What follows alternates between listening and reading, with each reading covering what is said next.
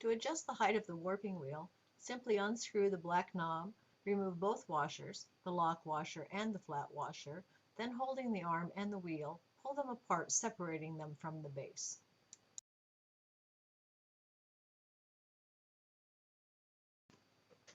Reposition the wheel at the proper level, then replace the flat washer, the lock washer, and the black knob, tightening it firmly. You'll see that there are several positions that the wheel can be in to accommodate weavers of almost any height, even one for use of the warping wheel while seated.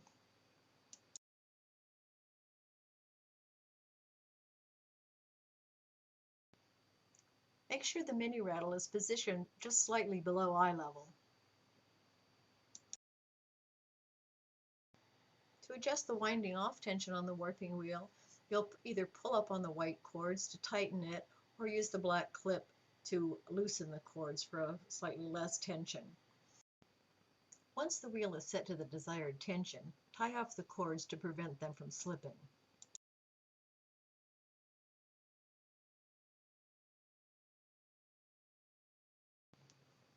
You can use your warping wheel to make warps of many different lengths. With all of the spools at the outermost position, the wheel is about 3 yards in circumference, allowing you to make warps that are 3, 6, 9, or any multiple of 3 yards long. By moving one or more of the spools to the inner position, warps of different lengths can be made. Use this chart to calculate the spool positions for many different warp lengths. Pause the video here if you need a little more time.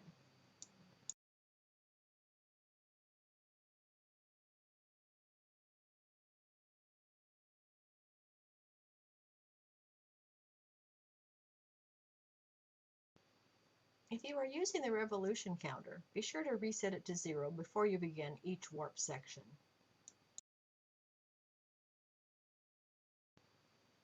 Using the AVL cone caddy helps the yarn feed smoothly from the cone as you wind your warp.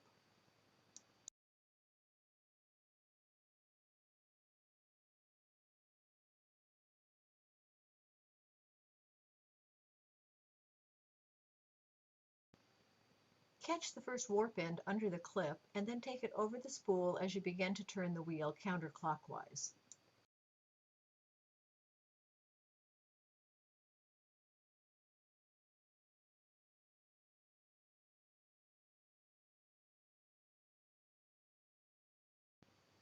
When this end is the desired length, in this case 6 yards long, end it by placing it in the mini rattle as shown here.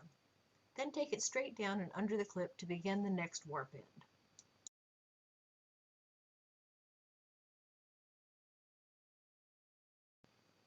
Repeat these steps until you have the number of warp ends you need for the section.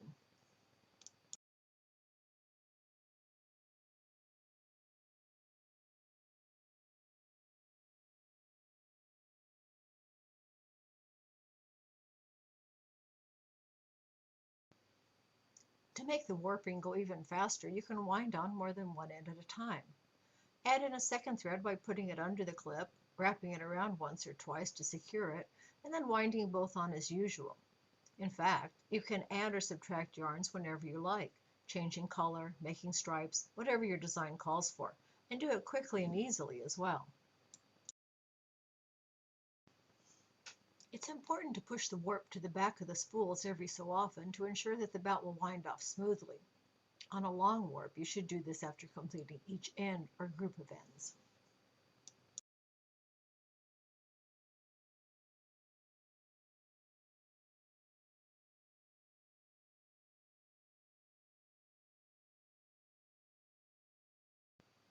Continue winding on ends until you have as many as you need.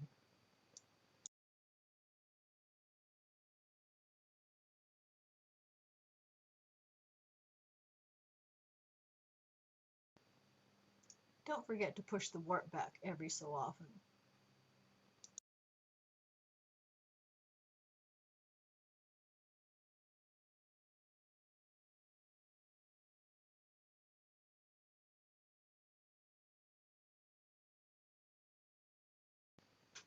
The width in the mini rattle must be at least as wide as the section.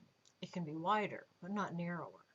In this case, we are winding on a 2-inch section, and our bout is just over 2 inches in the rattle. Perfect. Once you have as many ends as you need, it's time to think about putting the bout on the loom.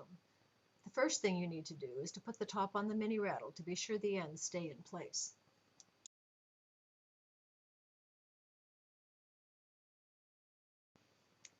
Next, it's a good idea to secure the rattle top to be sure it stays in place throughout the winding on procedure.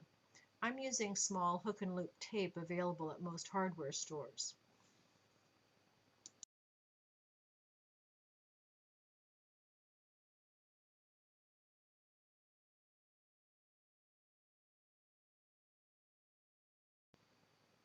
Here's a closer look at that tape.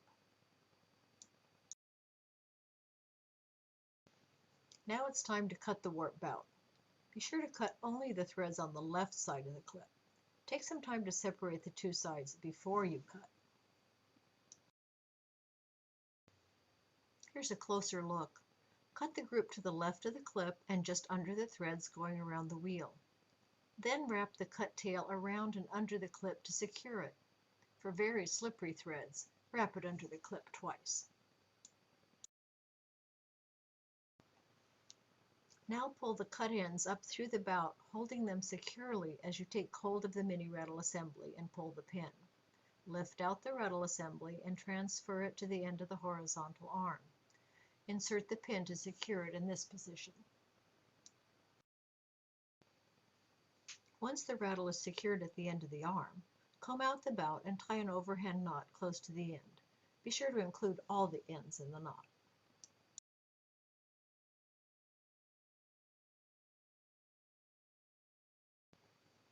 Move the warping wheel close to the loom and use a lark's head knot to attach the extension cord from your sectional beam to the knot at the end of the warp bout. Begin winding on the section. Bury the knot as it comes around for the first time. You don't want any bumps in your section.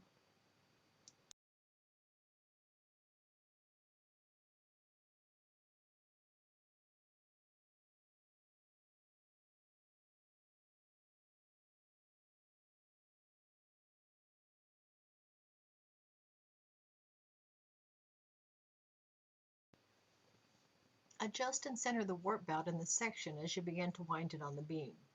You may need to turn the rattle a bit to make the ribbon of warp fit the section. It will probably take a turn or two of the beam to get it rolling on in smooth, flat layers. It is very important that the bout rolls on in nice flat layers, filling the section completely from side to side.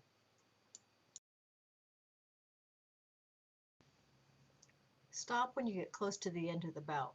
Push down on the wheel to relieve the tension and remove the tail from under the clip. Comb it out to straighten any loose ends. Then, holding it under a bit of tension, continue winding on until you're within a few inches of the end of the bout. No need to be too persnickety. Remember, all of this will be unwound to thread the loom.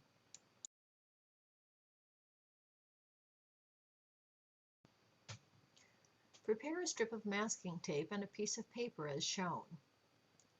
Hold the warp taut with one hand while you lay the tape across the bout.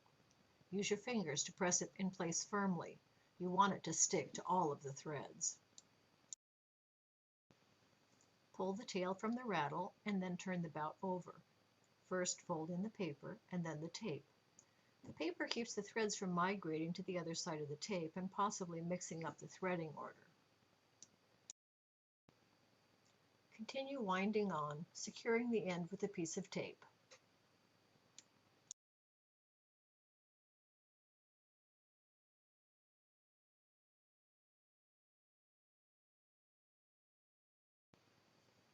The whole process of making a section is much the same when using the cross maker to keep the threading order. The only difference is that you will put the thread or threads through the cross maker at the beginning of each warp end. This is very much like making a cross on a warping board. Go over one peg and under the next, reverse for the next end, and so on. When you have all of the ends needed for one section, tie off the cross using your usual method. Most of the rest of the winding on procedure is the same as shown before. Cut the warp, wrap the tail, move the mini rattle out onto the horizontal arm, comb it out and tie a knot, attach it to the sectional beam extension cord, wind on in flat layers. When you get to the cross, remove it from the cross maker. Take the top off the rattle and lift the bout out. Then continue winding on, securing the end with a bit of tape.